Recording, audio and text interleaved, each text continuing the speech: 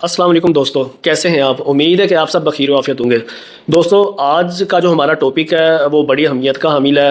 امریکہ نے جو چابہار بندرگاہ ہے ایران کی، اسے جو انڈیا آپریٹ کرتا تھا، اسے استثنا دے رکھا تھا، اس پر اب پابندی لگا دی ہے۔ دوستو، واشنگٹن نے چابہار کا استثنا واپس لے کر نئی دلی کو ایسا دھچکا پہنچایا ہے جس نے بھارت کے وسطی ایشیا تک جانے کے خواب کو ہلا کر رکھ دیا ہے۔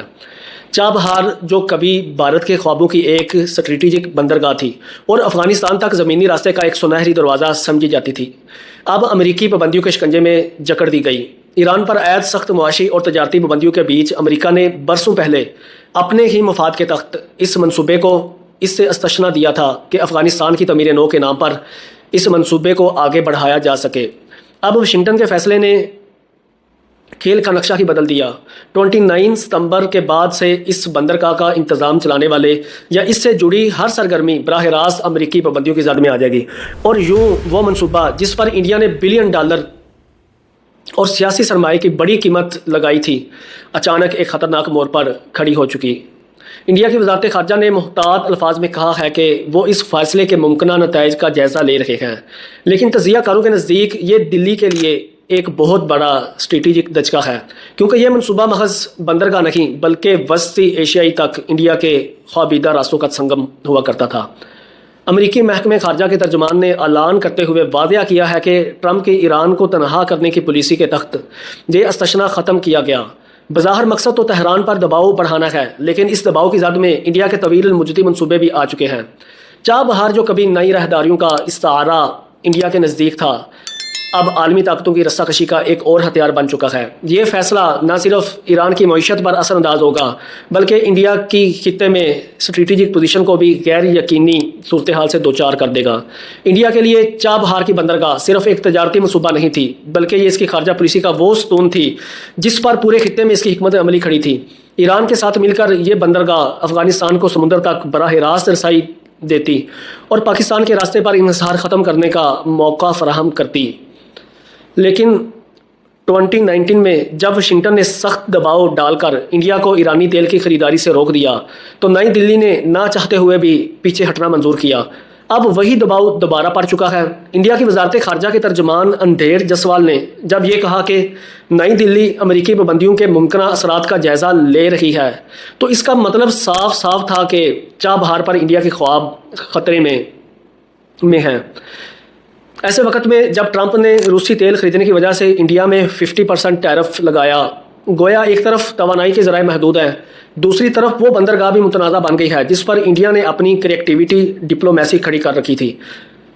امریکہ میں مقیم جنوبی ایشیائی امور کے ماہر مائیکل کوکل مین نے ایک بات کہی کہ یہ انڈیا کے لیے ایک بہت بڑا اسٹریٹجک دھچکا ہے، کیونکہ چابہار وہ جگہ تھی جہاں سے انڈیا وسط ایشیا تک بغیر کسی رکاوٹ کے پہنچ سکتا تھا۔ ایک اور تجزیہ کار نے اس کے اوپر رائے یہ رکھی ہے کہ یہ محض پابندی نہیں بلکہ استثنا ختم کرنے کا فیصلہ ہے، جس کا مطلب یہ ہے کہ انڈیا کے لیے نہ صرف ایران بلکہ افغانستان اور وسطی ایشیائی ریاستوں کے ساتھ تجارتی روابط پر بھی براہ راست ضرب لگے گی۔ ماضی میں جب ٹرمپ کی پہلی حکومت اور پھر جو بائیڈن کی انتظامیہ نے ایران پر دباؤ بڑھایا تو اس وقت بھی چابہار کے استثنا پر سوال اٹھے تھے، مگر افغانستان بھی امریکی موجودگی اور انڈیا کے ساتھ ساتھ تصویراتی تعلقات کی وجہ سے یہ استثنا بچا رہا۔ لیکن اب صورتحال بہت مختلف ہے۔ افغانستان میں امریکہ کے مفاد اب سمٹ چکے ہیں۔ روس کے ساتھ انڈیا کی قربت میں واشنگٹن کو مزید چوکنا کر دیا۔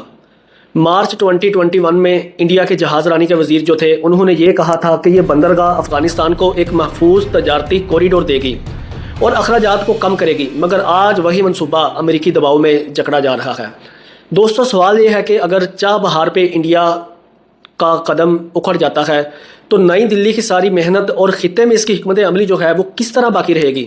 کیونکہ یہ ایک بندرگاہ نہیں بلکہ ایک خواب تھا دلی کا، جس پر عالمی سیاست کی سرد ہوائیں چل رہی تھیں اور جس کے انجام نے پورے خطے کے توازن کو بدل دیا تھا۔ اس پورے منظرنامے کو ایک نئے زاویے سے اگر سامنے لائیں تو ٹرمپ نے انڈیا پر دباؤ کی نئی شکل مسلط کی ہے۔ پہلے انڈین مصنوعات پر 50% ٹیرف اور اب چابہار پہ استثنا ختم کر کے گویا براہ راست نئی دلی کو نشانہ بنایا گیا ہے۔ اور یہ ایک ایسی چال ہے جس کے ذریعے امریکہ نے نہ صرف انڈیا کی تجارتی راہ محدود کرنے کی کوشش کی ہے بلکہ اس کے اسٹریٹجک عزائم کے اوپر کاری ضرب لگائی ہے۔ چابہار بہار بندرگاہ جیسے ایران کے صوبہ سیستان و بلوچستان میں خلیج عمان کے کنارے انڈیا نے بڑی امیدوں کے ساتھ تعمیر کیا تھا۔ دوستو 2024 میں ایران اور انڈیا کے یہ جو تعلقات تھے ان کا پورا پس منظر اگر دیکھا جائے تو اس میں معاہدہ جو ہوا تھا اس کے تحت اس بندرگاہ کی آپریشنل ذمہ داری 10 برس کے لیے انڈیا کے سپرد ہوئی، اور یہ معاہدہ نئی دلی کے لیے وسطی ایشیائی، روس اور یورپ تک رسائی کا متبادل دروازہ ثابت ہو سکتا تھا۔ انڈیا کے ذہن میں پاکستان کی گوادر پروجیکٹ کا دباؤ بھی تھا جو چین کی مدد سے تیزی سے آگے بڑھ رہا تھا، اس لیے 2003 میں نئی دلی نے چابہار کا منصوبہ ایران کے سامنے رکھا تاکہ اپنی مصنوعات کو پاکستان کی راہداری پر انحصار کیے بغیر انٹرنیشنل نارتھ ساؤتھ افغانستان اور وسطی ایشیائی تک پہنچ سکے۔ لیکن تاریخ گواہ ہے کہ ایران اور امریکہ کے درمیان جوہری کشیدگی اور پابندیوں کے سبب اس منصوبے پر بار بار رکاوٹیں کھڑی ہوئیں، کبھی سیاسی تنازع، کبھی معاشی دباؤ، کبھی خطے میں بدلتی ہوئی ترجیحات۔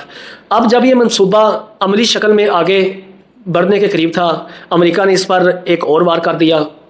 دلچسپ پہلو یہ ہے کہ انڈین تجزیہ کار جو ہیں ان کا زاویہ اس کے متعلق مختلف ہے۔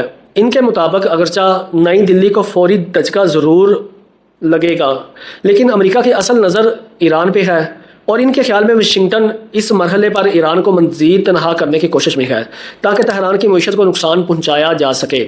اور ان کے مطابق پابندی کے نتیجے میں سب سے بڑا مسئلہ یہ ہوگا کہ کنٹینرز اور کرینز اور شپنگ انشورنس فراہم کرنے والی جو بین الاقوامی کمپنیز ہیں اس منصوبے سے پیچھے ہٹ جائیں گی، اور یوں چابہار کی ترقی اور فعالی کا پہیہ جام ہو جائے گا۔